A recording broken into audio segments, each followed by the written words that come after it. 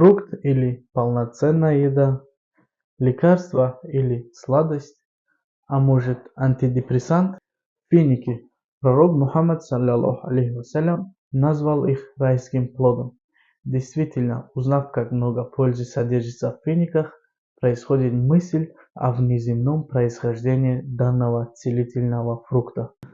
Мед, железо, магний, калий, кальций, цинк, витамин А, С, В1, В2, В6 и вдобавок 23 вида аминокислот. Это все, что содержится в финиках. Их рекомендуется есть при мужских и женских заболеваниях, при онкологии, при заболеваниях желудочно-кишечного тракта, при расстройствах нервной системы, при правильном питании даже для замедления процесса старения. Интересно, что упомянутого комплекса полезных элементов вполне достаточно, чтобы не есть ничего, кроме фиников, и жить полноценной здоровой жизнью.